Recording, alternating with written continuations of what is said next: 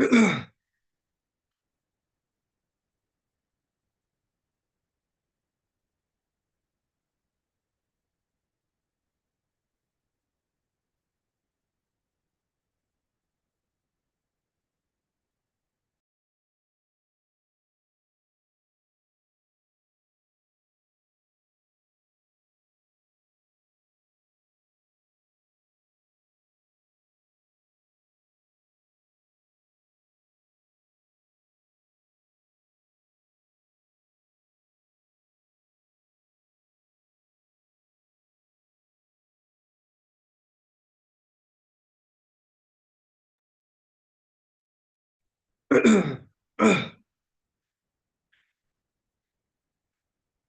afternoon, everyone.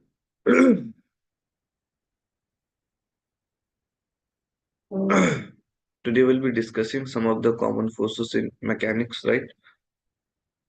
And we'll be also discussing free body diagrams of different problems as well. So first of all, there are many forces that are involved in the problems of mechanics. The first important force is the normal reaction, right?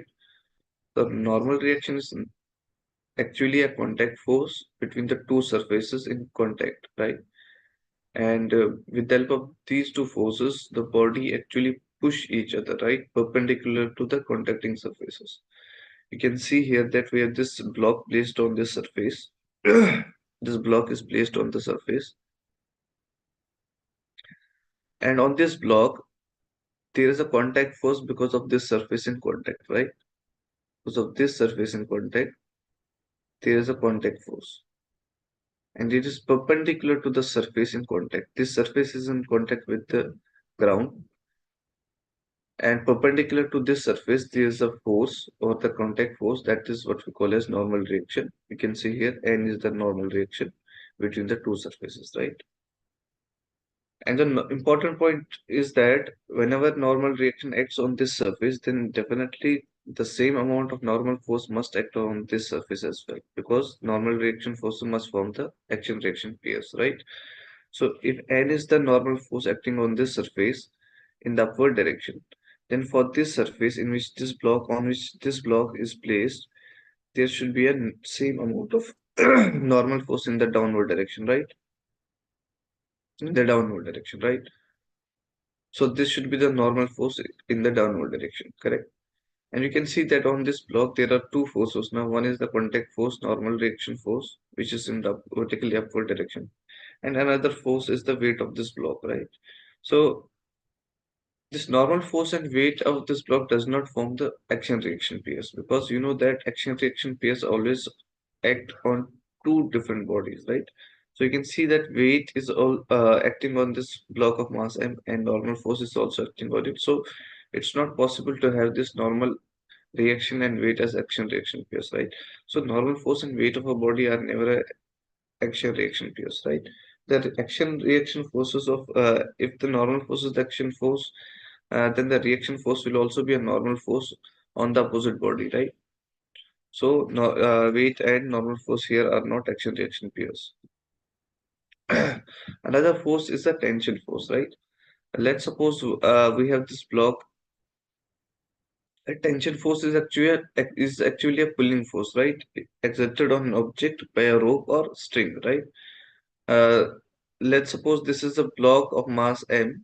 This is a block of mass m hanging with the help of this string, with the help of this string, and you can see that there will be a force on this block. That's the weight of this block vertically downwards. That will be equal to mg, right? Then the only force which will keep this block in a static position is the force due to this string, right? It's the force due to this string. And this force due to the string, that's what we call as tension. It always pulls a body at some point, right? At the point of contact, it always pulls a body, right? So this is the point of contact here. Then at this point of contact, the tension force will be away from the body because it's going to pull this body, right? So it's a force developed, right, in a string when some external body is connected to it, right? Or we can say when the string is taut, right? When the string is taut. if the string is slack, if the string is slack, then the tension developed in the string will be equal to 0. If the string is slack, if the string is slack, then tension is equal to 0. It means that whenever we have a slack string like this, let's suppose this is the slack string. This is the slack string, right? Then in this string, there will be no tension. Actually, the tension in this string will be equal to 0, right? If we pull this string with the help of some external force like this, now there is definitely a tension in this string now. There is a tension in the string now at each and every point. So tension is actually a pulling force exerted on an object by a rope at the point of contact, right? So this is also a contact force. Tension is also a contact force. Normal reaction is also a contact force. So each and every point, at each and every point, the tension force always pulls that point, right? At the point of contact, right? So these were two important forces that we discussed, right? These are very common forces. First force was the normal reaction, another was the tension, and third is the weight of the object, right? These are three common forces we usually use in the problems of mechanics, right? And to have the to study the free body diagram as well, right? Let's start with this slide here. We have two blocks which are in contact with each other, and they're placed on some surface S, right? And we have to draw the free body diagram for this object. So free body diagram is nothing. It's actually when we actually separate each and every body from a system, right? And then we draw all the forces acting on that body, and that diagram we will call as a free body diagram. It means that there are two blocks here, capital M and the small m. To draw the free body diagram on the system, there is some external force acting on this M. We'll separate these two blocks one by one. So this is the block of mass small m, and this is the block of mass capital M, right? Now what we'll do is that we'll try to draw all the forces on this on each of these blocks, and that will be the free body diagram of these blocks. You can see that for block of mass capital M, there was some external force acting on it, right? That's F. That's F, right? And this block of capital mass capital M is in contact with this surface, so there will be a contact force or the normal force between these two surfaces, right? Let me call that normal force as N1, right? N1, that will be in the upward direction, right? And there will be a weight of this block. The weight of this block will be mg in the downward direction, right? Apart from it, you can see that this block of mass m is also in contact with these surfaces, right? They are also in contact here, right? So there will be a normal force from this side also, and it normal force always push a body, right? It will be n2 like this and perpendicular to this body. So there are four forces acting on this block of mass capital M, right? We have neglected the friction here, right? We are not we have assumed that the friction between the surface and the body is actually zero. So these are the four forces acting on this block of mass capital M. And similarly, if we draw the free body diagram of block of mass small m, right? The free body diagram of block of mass small m will be, there will be a contact force that will be same in magnitude, that's N2 in the opposite direction, right? And there will be a weight of this block, that's mg in the downward direction, right? And there will be a normal force, let me call that normal force as N3 on this block of mass m in the upward direction, right? So these are the three forces acting on this block of mass small m and block of mass capital M. So what we do in free body diagram is actually that we separate a body, all the bodies from a system, and try to draw all the forces on those bodies, right? And represent all the force vectors on those bodies. That diagram we call as free body diagram, right? Now, with the help of free body diagram, or with the help of all these common forces, contact force, that's the normal force, tension, and the weight of the body, we'll try to solve different types of problems, right? different types of systems involved in this mechanics, right, or Newton's laws. So let's discuss the first case, two bodies in contact, right? We have two bodies in contact. Two bodies are in contact. That's mass of body of mass capital M and the body of mass small m, right?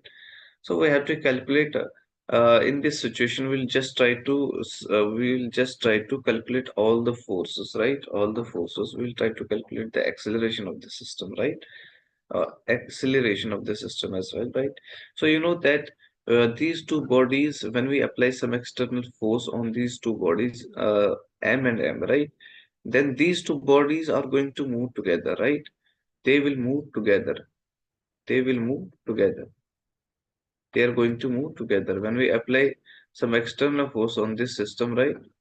When we apply some external force on these two bodies, bodies of mass capital M and the small m, these two bodies are going to move. These two bodies are actually going to move together, right? They are going to move together. So it means that when they move together, they will have a common acceleration A, right? That's nothing. That's the common acceleration, right? That's common acceleration. So they will have a common acceleration A, right? So this is the common acceleration. And we know that if they move together, we can just treat this as a system, right? We can treat this as a system, right? Treat this as a system of mass m plus m, of mass m plus m, right? Treat this as a system of mass m plus m, right? And we know that force is nothing, it's equal to mass into acceleration, right? Mass into acceleration. And force is the external force, net external force. And the net external force here is F, right? F, that will be net mass of the system, that's m plus m, right? Into acceleration, right? Into acceleration. So acceleration of this system is actually equal to F upon m plus m. So this is the acceleration of these two bodies, right? So these are the acceleration. This is the acceleration of these two bodies, right? But now we'll try to calculate the normal force between these two bodies in contact, right? Normal force between these two bodies in contact, right? So we know that if we draw a free body diagram in the horizontal direction, right? In the horizontal direction, right? There is a force F, right? In this direction on this body of mass capital M, right? On this body of mass capital M, and there is a normal force, let me call that as N on this body, right, in the horizontal direction. And similarly for this block of mass small m, the only force acting on it is normal force in the horizontal direction, right? In the horizontal direction, there is only force, that's the normal direction, right? Rest we have the weight of this body, right? And there will be another normal force, let me call that as N1.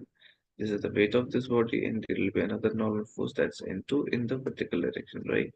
So these are all the forces acting on these two bodies in contact with each other. Now we will try to find the normal forces, right? Since there is no vertical motion at all, right? There is no vertical motion at all. When there is no vertical motion at all, it means in vertical direction, the net force on these bodies must be equal to zero, right? Net force on each of this body has to be equal to zero, right? In the vertical direction. So what we'll do is that we'll just balance the vertical forces, right? So it means that N1 has to be equal to mg, right? N1 has to be equal to mg. And similarly, N2 will be equal to small mg, right? Small mg. So N1 has to be equal to mg and N2 will be also equal to the weight of this small body of mass m, right? Now we have to calculate this normal reaction, right? The value of this n, right? The value of this n. We know that for this body, the only force acting on this body is actually the normal force in the horizontal direction, and this normal force produces an acceleration of F upon m plus m, right? That means that this n has to be equal to m into a, right? M into a, right? So it means that this n will be equal to m multiplied by a. A is F upon m plus m, right? F upon m plus m. So it means that the normal force between the two bodies in contact is nothing. It's m into F upon m plus m. So this is the magnitude of the normal force between the two bodies in contact, right? Now let's discuss the three bodies in contact, right? Now we have three bodies in contact. In the previous question, we discussed the two bodies in contact, but we will now discuss the three bodies in contact with each other, right? I can see that there are three bodies, M1, M2, M3 are in contact with each other. There is some external force F acting on them, right?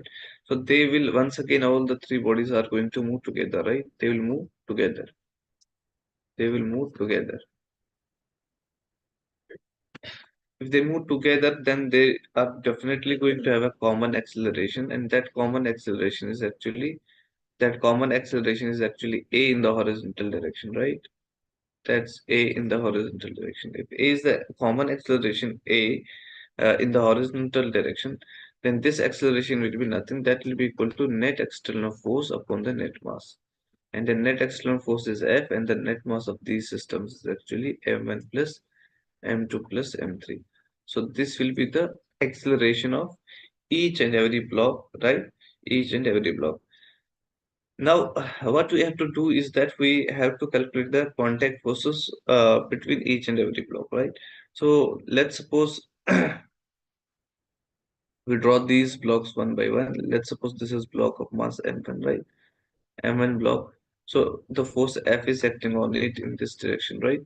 And there will be, let's suppose, some contact force in the horizontal direction. Let me call that as N1, right? Similarly, for block of mass M2, right? M2, there will be a contact force N1 in this direction, right?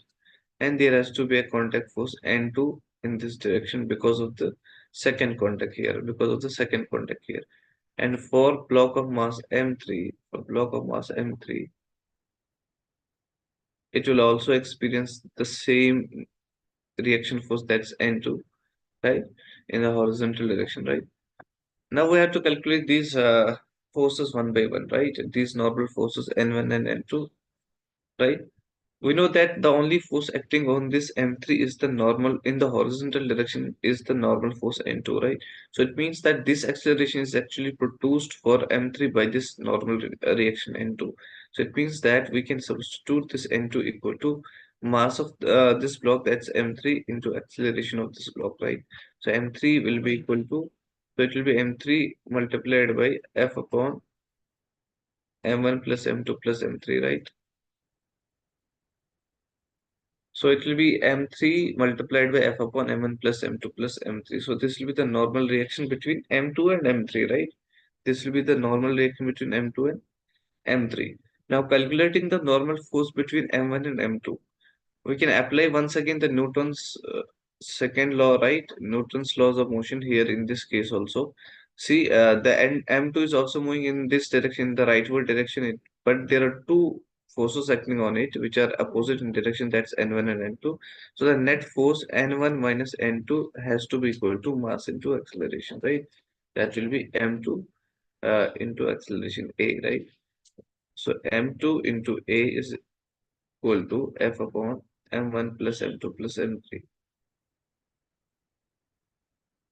right? So from here we have to actually calculate the value of N1, right? The value of N1. So N1 will be actually equal to M2F upon M1 plus M2 plus M3 plus N2.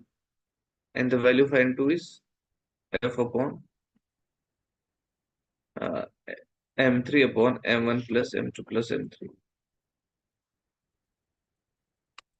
So these are the values of the normal reactions for these cases, right? So this is how we can apply the Newton's laws to calculate the different forces and the accelerations for the different systems, right? Now let's talk about the connected bodies, right? Motion of connected bodies. You can see here that there are two blocks mass of M1 and M2. Both of these blocks are connected by a common string, right? And there and then there is some external force acting on this block of mass M1, right? So that's what we call as connected bodies, right? Because these two bodies are going to move together, right? They will have a common acceleration, right? They will have common acceleration here, right? So because they are connected to the common string, so they're definitely going to have a common acceleration here, right? So the force on this string involved will be the force due to that will be a tension force, right? That's the contact force, that's the tension force of tension, right? Now there are certain assumptions that we take during the connected bodies or where force due to string is involved, right? The first important assumption here will be we just take these strings as massless strings, right? Massless strings. Massless strings and frictionless also, right? These are massless strings, right? And frictionless also, right? These are the massless strings and frictionless also, right? And one more important assumption is that they are inextensible. It means the length of these strings does not change. Inextensible. These are inextensible strings, right? These are inextensible strings. It means that the length of these strings actually does not change, right? So these are few important assumptions with respect to the strings, right? And the tension, what does this tension do? It always pulls a body at the point of contact, right? So this is the point of contact. So at this point, the tension has to be in this direction, right? And this is the point of contact. So at this point, tension has to be in this direction, right? Now we'll again try to find the value of this tension and try to find the acceleration of this system, right? So once again, we know that these two bodies are actually connected, right? They are connected. So we can assume that these bodies are going to move together, right? So we can assume these two bodies as a system like this. If we assume these two bodies as a system like this with some external force F on this body of mass m1, right? Then they have a common acceleration that will be equal to F upon m1 plus m2, right? F upon m1 plus m2. So here in this case, the tension force will behave as the normal force, right? In the last two questions, we took the two bodies as a system, right, to find the acceleration, right? So in the same fashion here, because they are having a common acceleration, so we'll just apply the net external force upon the net mass, right? That will give us the common acceleration of the system, right? Now let's try to calculate the tension for this system, right? We can take this block of mass m2 here, right, and draw the forces, horizontal forces on this block. And the only horizontal force acting on this block of mass m2 is the tension, force due to tension, right? It means that whatever acceleration is in this block of mass m2, it's because of the tension force. It means that for this block, tension must be equal to mass into acceleration. That's m2 into a, right? So it means that the force of tension is nothing. It's m2 multiplied by a. That's F upon m plus m1 plus m2. So this is the force due to the tension. So the force due to tension here is m2 F upon m1 plus m2, right? Now you can see here we have another case, that's the system of hanging bodies, right? There are three bodies of mass m1, m2, m3. They are hanging at some point, right? They are hinged at some point P, right? Now they're hanging, and it means that they are at equilibrium, right? So the net force on each and every mass m1, m2, and m3 has to be equal to 0, right? So we'll try to calculate the value of tension, right, on each string, right? There are three strings involved, right? So the tension in each of these strings will be different, right? Because these are three different strings, right? So we have assumed it to be T1, T2, T3, right? Right. Let's try to draw the three body diagram for mass of body of mass m1, right? So for body of mass m1, there is only force. That's the force due to gravity. That's the m1g in the downward direction, and there is a contact force T1, right? That's in the upward direction. And since this system is in equilibrium, then this T1 must be equal to M1G, right?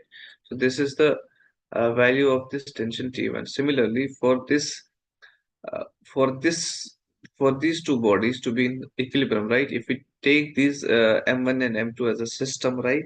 So if we take this M1 and M2 as system like this, we're assuming that M1 and M1 plus M2 as system, right? Then there is a common tension, that's T2 here in the vertically upward direction. Then this T2 must be balanced by the weight of these two combined bodies. that will be m1 plus m2 into g, right? m1 plus m2 into g. It means that tension T2 will be actually equal to m1 plus m2 multiplied by the g, right? And similarly, our tension T3 will be actually equal to, it will be a system of three bodies like this, m1, m2, and m3, right? They are hanging with the help of the string of tension T3, right? This T3 will be actually equal to weight of these bodies, that will be equal to m1 plus m2 plus m3 multiplied by g. So these are the three tensions, right? In these three strings, T1, T2, T3, right? Now let's suppose that now the system is not in equilibrium. Now the system is moving in vertically upward direction with some acceleration, right? With some acceleration. The system is moving vertically upward direction with some acceleration A, and there is some external force F, right? And this F, there will be a tension force here, right? There will be a tension force here, that's T3, right? And this T3 will be actually equal to F, right? This T3 will be actually equal to F, right? This T3 will be actually equal to F, right? Now, where to calculate the net acceleration, right? Net acceleration. We can, if we treat these three bodies, because they are moving together with a common acceleration, if we treat these three bodies as a system, right? We're treating these three bodies as a system, M1, M2, and M3, right? This is M1, this is M2, this is M3, right? They are moving as a system, and the net external force is F, right? Right? And the acceleration is actually equal to A, right? Acceleration is given as A, correct? Now, this is the T3 force which actually produce this net acceleration. So it will be equal to T3 force will be equal to, it means that T3 minus the weight, the net weight in the downward direction will be M1 plus M2 plus M3 multiplied by the G, right? This will be the net weight. So it means that the net force will be actually equal to T3 minus M1 plus M2 plus M3 plus Mg, right? Multiplied by G, that will be equal to mass into acceleration. That will be m1 plus m2 plus m3 multiplied by acceleration a, right? So from here, our T3 will have actually a value equal to, it will have a value equal to, taking m1 plus m2 plus m3 as common, right? Multiplied by a plus g, right? So this will be the net tension force T3 situation, right? And similarly, if we try to calculate the value of T1 here, so T1 minus M1G will be equal to M1A, right? M1A, right? M1A. And the value of A, that will be equal to M1A, right? And we have to calculate the value of T1 here. So T1 will be actually equal to, taking M1 as common, it will be G plus A, right? G plus A, right? And similarly, T2 will be actually equal to, it will be T2 minus M1 plus M2 into G, that will be equal to M1 plus M2 into A, right? So it means that the value of T2 will be actually equal to M1 plus M2 multiplied by A plus. So this will be the tension T2, T1, and T3 in the system, right? Now let's try to calculate the tension in this rod of mass M, right? At different points, right? You can see here, we have this rod of mass M of length L, right? And the external force acting on this is F, right? Let's suppose at this distance here, at this distance here, let's suppose the value of tension here is T, right? The value of tension here is T. And let's suppose this is at a distance of X, right? From this position, right? The total length is L, so the remaining length will be actually L minus X, right? L minus X. So the net acceleration of the system will be actually F upon m, right? F upon m. So if we take this portion of this rod outside, right, and try to draw the forces on it, there will be tension force, right, T here. And the mass of this portion will be actually, the total mass is m. So mass per unit length will be actually m by L, right? And the mass of this portion will be actually multiplied by L minus x, right?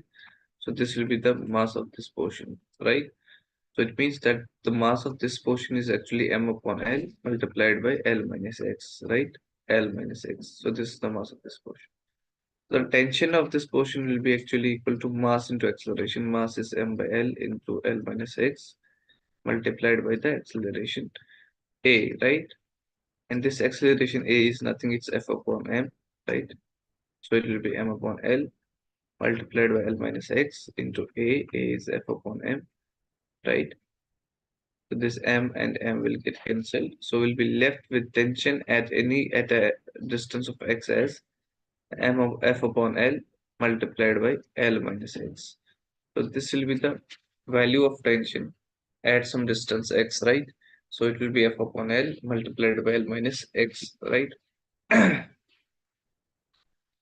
Let's try to solve this problem here. We are at different points, right? So here the tension was different at different, not same throughout, because the rod was not a massless rod, right? There was some mass associated with this rod, right? So definitely there will be different tension at different points on this rod, and that we can see that the maximum tension is actually at a point where x is equal to 0, that's equal to F, right? And where the point where x is equal to L, right? The point where x is equal to L, the tension is actually equal to 0, right? Tension is actually equal to 0. So let's have this question. A block of mass m is pulled along a horizontal frictionless surface, frictionless surface by a rope of mass m, right? As shown in figure, a horizontal force is applied to one end of the rope, right? Find the acceleration of the rope and the block, right? Force that rope exerts on the block, right? And tension in the rope at its midpoint, right? We have to find three things. One is the common acceleration of the system, and then we have to find the force that rope exerts on the block, right? So it means at the point of contact. Then we have to find the tension at the midpoint of this rope, right? At the midpoint of this rope. So the acceleration, common acceleration of this system will be nothing. It will be the net external force, right? That's F external upon net mass, right? So the external force is actually only M. That's only F, right? So it will be F upon net mass. That's M plus capital M plus small m, right? So this is the net external acceleration, right, of the system. Now, but we have to calculate the tension at this common point, right? At this point of contact, right? At this point of contact. It means that if we draw a free body diagram of this block at this point, right? So the tension will be actually in this direction, right? T, and it will be this tension force will be which will be accelerating this block of mass capital M with acceleration F upon M plus M, right? So it means that this tension force has to be equal to capital M multiplied by the acceleration A. So capital M multiplied by the acceleration A is F upon M plus M. So this will be the tension at this point of contact. At this point of contact. So the tension is M into F upon M plus M. But we have to calculate the tension also at the midpoint of this rope, right? At the midpoint of this rope, right? So it means that at the midpoint of this rope, we can just draw the free body diagram at the midpoint also, right? So this is a rope like this.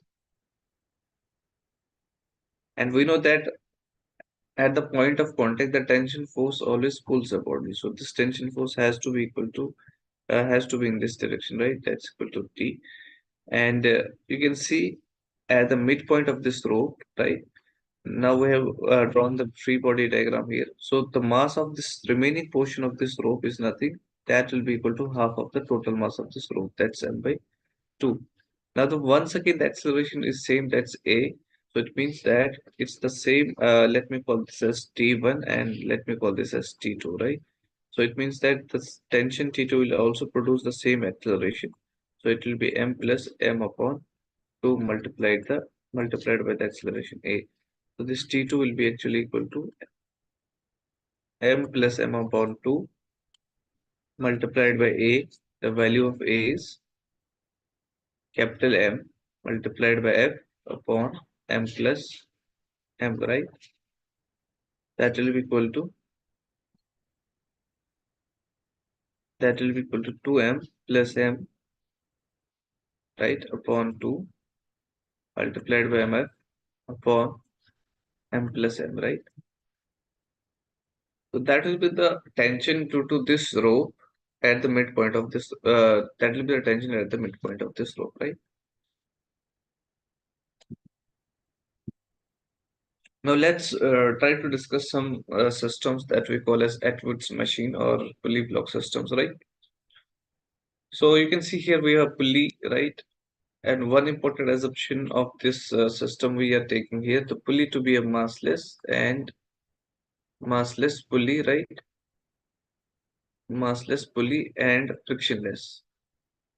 There is no friction between the pulley and the string, right?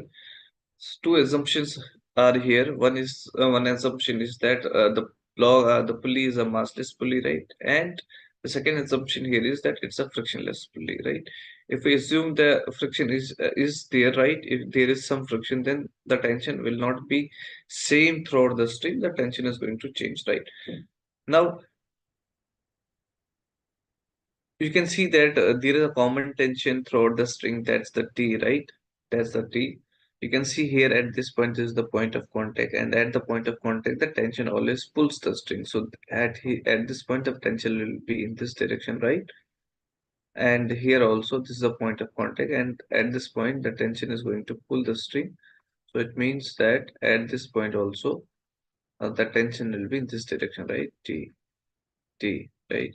But here at this point the tension will pull this block, so tension will be along this direction, and tension here also the tension will be along upward direction, right? Now what we have to do is that we have to calculate the let's assume that these are blocks of mass m1 and m2. These are blocks of mass m1 and m2 such that m1 is greater than m2, right? M1 is greater than m2, correct? So M1 is greater than M2. It means that if M1 is greater than M2, then it means that this block is going to move downwards and this block is going to move upwards, right? This block is going to move downwards and the second block of mass M2 will move upwards, right? So we have to calculate the common acceleration because they are connected system to the common string, right? So it means that if the distance, if this string moves downwards by a distance x, right, by the displacement x, then the displacement of this string will also be x. Or we can say that if the speed of this block of mass m1 is v in the downward direction, then the speed of this block m2 will be v in the upward direction, right? Upward direction.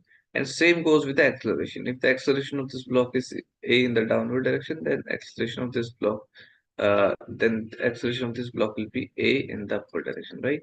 So they will have the same speed and the same magnitude of the accelerations, right? M1 will move downwards and the M2 will move upwards, right? Because they are connected to the common string, right? So it means that whatever the displacement is in the downward direction of M1 and same will be the displacement in the upward direction for M2, right? So the acceleration will be common, right? Now let's try to draw free body diagrams of these blocks, right? Free body diagrams of these blocks. So for this block of mass M1, there is weight M1G, right? M1G, and there is tension T, right? And for this block of mass M2 also, there is a weight M2G and there is a tension, right? There is a tension T, right?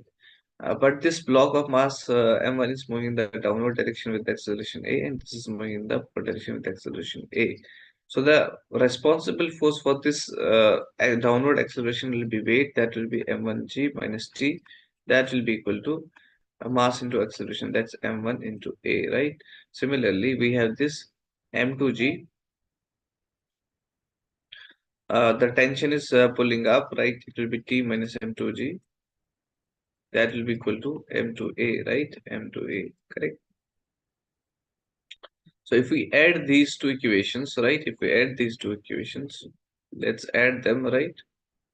So this T and T will get cancelled. We'll be left with M1G minus M2G. That will be equal to M1A plus M2A, right? Or that will be equal to A as common, M1 plus M2, right? That means that acceleration is actually equal to here M1G minus M2G upon M1 plus M2.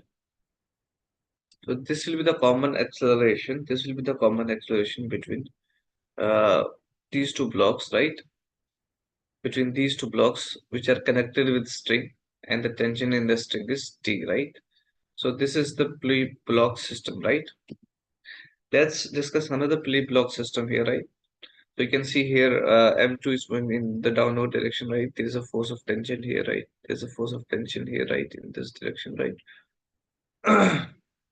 And on this block, the tension force will be in the upward direction, right? Once again, we have to calculate the same, that's the acceleration, right? We'll just draw the free body diagram, right? This has a weight m2 in the downward direction. And the horizontal direction, this block will move in the horizontal direction with the acceleration A. The only horizontal force is the tension, right? So it means that for this block, T has to be equal to M1A, right? And for this system, M2G minus T has to be equal to M2A, right? M2A. Now, if we add these equations once again, T and minus T will get cancelled. We'll be left with M2G. That will be equal to M1 plus M2 multiplied by A, right? Or the common acceleration will be nothing. It will be M2G upon M1 plus M2, right? M1 plus M2. That will be the common acceleration. So it means that the tension actually is M1 into A. The value of A is M2G upon M1 plus M2. So it will be M1 M2 multiplied by G upon M1 plus M2, right? So this is the tension in this string, right? For this system, right? You can see here the net tension on this, there is a tension on this pulley, right? That will be in this direction. And here it is in this direction. It means that the net tension on this pulley actually is, this is tension T, right? And this is the tension T, right? The net tension on this pulley is actually root 2T, right? In this direction, right? And it means that if this is the net tension on this pulley, then there must be a reaction force here to keep this pulley at rest. Reaction force or hinge force that has to be equal to R is equal to root 2T, right? Root 2T. So this will be the hinge force on this pulley as well, right? So I think we should stop here. The rest of the things we'll be discussing in the next lecture, right? So till then, take care and goodbye.